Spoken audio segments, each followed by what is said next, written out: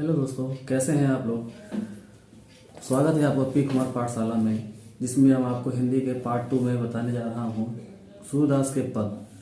अविगत गति कछु कहत न आवे, ज्यों गूंगे मीठे फल को अंतर्गत ही भावे। परम स्वाद सबहि सुनिरंतर, अमित तोष उपजावे। मन वाणी को अगम अगोचर, सो जाने जो पावे। रूप रेख गुण जाति जगत बिन, निरलंब कित धावे। सब विधि अगम विचार ही, ताते सुर सगुन पद गावे।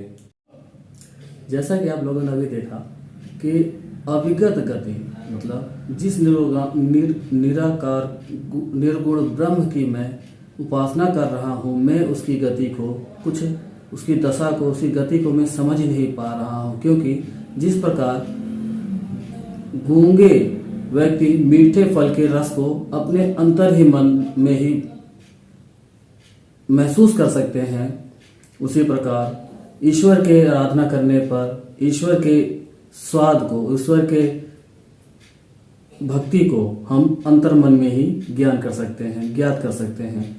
तो परम स्वाद सब ही सुनिरंतर, अमित तोष उपजावे। जो ईश्वर की भक्ति में लीन रहते हैं, ईश्वर का स्मरण करते हैं, वह सदैव अधिक से अधिक उसके चिंतन करते हैं, उसके बारे में सोचते हैं। तो अमित तोष उपजावे, अधिक से अधिक उनको संतोष प्राप्त होता है, उत्पन्न होता है। तो मन वाणी को अगम अगोचर, सो जाने जो पावे। मन से, वचन से जो उस निराकार ब्रह्म की उपासना करता है, वही उनके विचारों को, वही उनकी आराधना से उन्हें ईश्वर को प्राप्त कर सकता है। तो रूप रेख गुण जाति जगत बिन, निरलंब कित धावे। न उस ईश्वर का कोई रूप है, न कोई रेख है, न उसके कोई गुण है, न वह जाति का है। किस जुगति में, किस जुगाड़ द्वारा, किस उपकरण से मैं उस निराकार ईश्वर को पकड़ूं। तो इसलिए सूरदास जी कहते हैं कि सब विधि को अपनाकर मैंने सभी विचारों को पहचान कर या परख कर ही सूरदास जी के द्वारा श्री कृष्ण के पदों को गाने का ही विचार उचित समझा गया है। सूरदास का अगला पद। किलकत कान गुटुरवनि आवत, मणिमय कनक नंद के आंगन। बिंब पकड़े है धावत, कबहो निरखे हरि आप छाह को। कर सो पकड़ न चाहत, किल की हसत रजत दय दतिया। पुनि पुनि तिह अवगाहत, कनक भूमि पर कर पग छाया। यह उपमा एक राजते, कर कर प्रतिपद प्रति मन वसुधा। कमल बैठते साजते, बाल दशा सुख निरख जसोदा। पुनि पुनि नंद बुलावत, अचरा तरले ढांक। सूर्य के प्रभु को दूध पियावत। किलकत कान गुटुरवनि आवत।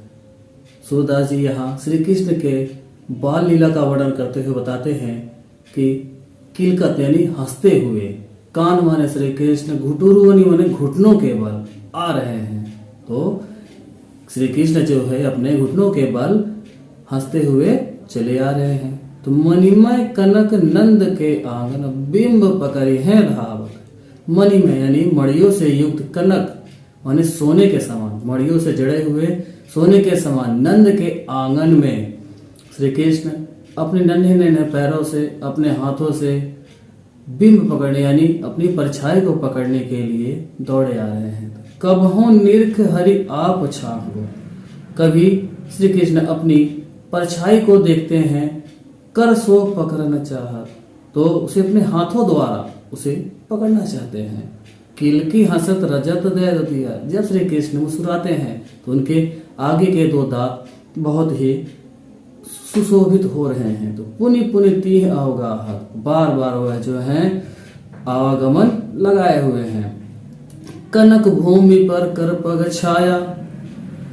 स्वर्ण के समान उस भूमि पर वह अपने हाथों से पैरों की छाया को, यह उपमा एक राजत, बहुत ही सुंदर रूप से वह सुशोभित हो रहे हैं। मिट्टी में खेले हुए श्री कृष्ण बहुत ही सुंदर प्रतीत हो रहे हैं। कर कर प्रति पद प्रतिमन वसुधा। अब जैसे जैसे वे अपने पैरों को आगे बढ़ाते हैं, हाथों को आगे बढ़ाते हैं, तो मानो धरती ने भी अपने पुष्प के कमल के समान कमल रूपी को इन्हीं धरती पर जो है बिखेर दिए हैं। और ऐसा प्रतीत होता है कि मानो धरती ने भी उनके खेलने पर, उनकी प्रसन्नता पर अपना प्रसन्नता व्यक्त की हो। बाल दशा सुख निरख जसोदा। अब बचपन की श्री कृष्ण की लीलाओं को देखकर जसोदा जी बहुत ही प्रसन्न होती है और बार बार नंद जी को बुलाती हैं। अचरा तर ले ढाक। अब सूरदास जी कहते हैं कि श्री कृष्ण को, बालक श्री कृष्ण को यशोदा जी अपने आंचल के तारे ढांक कर दूध पिलाती हैं। सूर्य के प्रभु को दूध पिया। सूरदास जी के प्रभु श्री कृष्ण को वह दूध पिलाती हैं।